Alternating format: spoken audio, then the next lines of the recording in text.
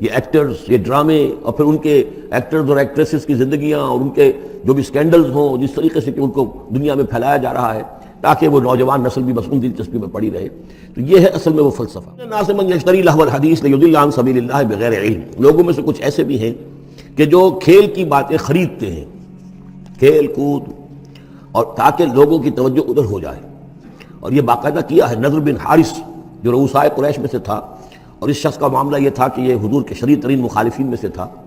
اس نے یہ کیا کہ یہ لوگ جو ہیں، چونکہ عربوں کے اندر ذوق تو تھا، ان کے ہاں اچھے شاعروں کی بڑی قدر تھی، خطبہ ادب جو ہے، فصاحت و بلاغت جو ہے اس سے ان کو دلچسپی تھی. قرآن مجید کی فصاحت اور بلاغت انہیں اپنی طرف کھینچتی تھی. وہ چاہتے تھے کہ یہ لوگ سنیں ہی نہ.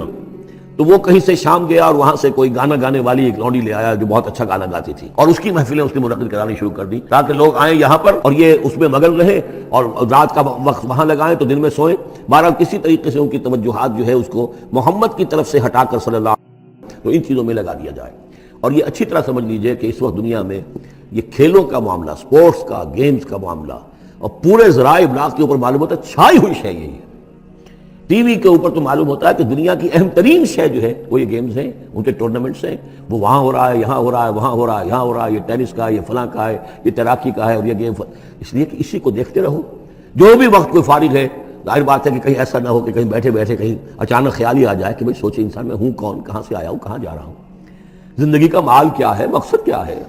اپنی حالات کے بارے میں ہی سوچے. دنیا کدھر جا رہی ہے، قوم کدھر جا رہی ہے، ملک کدھر جا رہا ہے. نہیں، ان کو مست رکھو.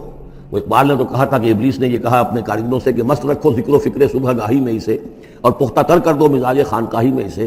اس سے اگلی بات ہے کہ جو آج دنیا کے ابلیسوں نے جو ایجاد کی ہے، یہ کھیل کود، اسی طریقے سے یہ ایکٹرز، یہ ڈرامے، اور پھر ان کے ایکٹرز اور ایکٹریسز کی زندگیاں اور ان کے جو بھی سکینڈلز ہوں، جس طریقے سے کہ ان کو دنیا میں پھیلایا جا رہا ہے تاکہ وہ نوجوان نسل بھی بس ان دلچسپی میں پڑی رہے. تو یہ ہے اصل میں وہ فلسفہ. وَمِنَ النَّاسِ مَن يَشْتَرِي لَهْوَ الْحَدِيثِ. کھیل کود کی چیزیں خریدتے ہیں وہ لوگ لِيُضِلَّ عَن سَبِيلِ اللَّهِ، تاکہ اللہ کے راستے سے گمراہ کریں، بغیر علم، بغیر علم کے. وَيَتَّخِذَهَا هُزُوًا، اور اللہ تعالیٰ کا جو معاملہ ہے اس کو یہ ہنسی ٹھٹا بنا دیں. اولئک لہم عذاب مہین، یہ وہ لوگ ہیں کہ جن کے لیے اہانت آمیز عذاب ہے.